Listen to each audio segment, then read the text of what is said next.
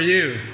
Because today we're going to talk about how to get a business off the ground. I know, sometimes it's a bit confusing. It's really hard sometimes. But what I'm going to help you is to get some clarity about the roadmap. So first, you need to take into account something that not a lot of people talk about, is that you need to look inside first, to do some basic level of trauma release before even starting, because otherwise you're going to self-sabotage yourself a lot of times. So first, you need to do inner work. You need to search for a therapist, read and learn about what you need to let go, and just feel. You can, for example, write in a paper, I forgive myself for, and forgive yourself for things, release shame, meditate, and so on. That's something huge, but just do a basic level of trauma release. Second, and by the way, this is in the skill development category. That's the thing that we're going to do before even starting the business time. Okay? So the second step is to build your mental bank account. Imagine that to create something, you have to use two things.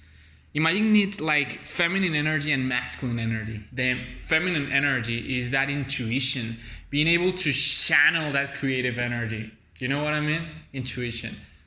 That's beautiful. But you also need to add a different dimension to enrich the creative experience and to enrich all your business. That is, having some ideas and concepts and theory about how, the know-how. How you're going to develop that, you need to put things in your head by reading, consuming quality content, and keep doing that. You might find a mentor or someone that could guide you. That will be really useful, but learn. The third step is to develop communication skills. That's huge. You will need that. A high status, high value communication in your business, all right? So to do that, you need to put things into practice. You need to go out, research about pickup, research a guy, Owen Cook. I really recommend him. And realize that you can go out on the streets in a public place and talk to anyone. Just say, maybe I know that this is a little bit odd, but I would love to know what you like to do in your free time, for example, or what do you like to do for fun. I love doing music or hearing music, EDM, for example. I love Avicii and Kygo. By the way, that's something about me. And you can do that, and you will be surprised. By the way, I still feel fear to engage with people. That's called cold approach people. But regardless, you will see that if you take action, you'll find yourself attracting beautiful experiences and growth for yourself. All right, next, you'll need to find help. And now that you have some communication skills, finding help is just going out, having the intention to attract help, mentors, business partners, and so on, and asking for it. All right? Beautiful. Then business time. The time to start the hard work. All right? But it shouldn't be hard. You just have to flow. So first, you need to keep into account that you cannot work in a bubble, and you need to start engaging with people. But first, you need to hypothesize. You need to develop a guess about what is going to be your market, what is going to be the problem of that market, of the people that you're going to address. And you're going to talk with people and see if your hypothesis, if your guess of that problem is accurate. The most probable thing is that it's not going to be accurate. Okay, so you're going to go back to the drawing board and keep repeating until you get to a good problem identified. Also, you need to get clarity on who you are as a business, your brand's values. That's your positioning.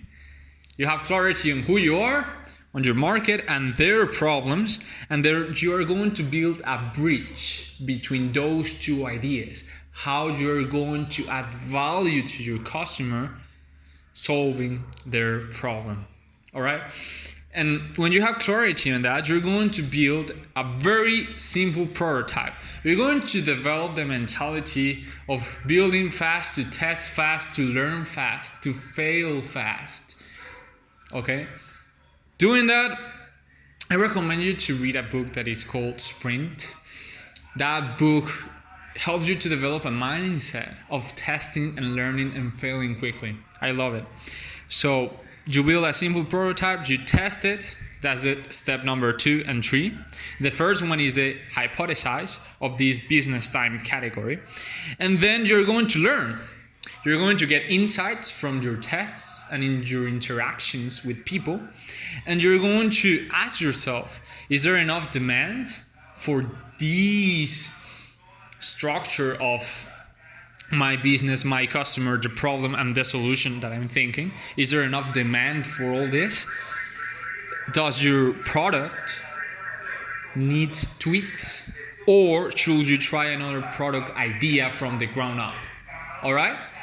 So in the background, we have a guy that we could try talking to, but I think that that's a pretty good framework for you. You could check out the 4-Hour Workweek. That's a beautiful book. Cheers up for that book. I love it. From Tim Ferriss. And check out the chapter on finding your muse and chapter on testing your muse. It's going to be helpful for you. All right. I'm going to share with you a roadmap, a small document that is going to lay out everything that I've been saying so far on this video. Until next time, my friend. See you later. Thank you. Have a beautiful day. Bye.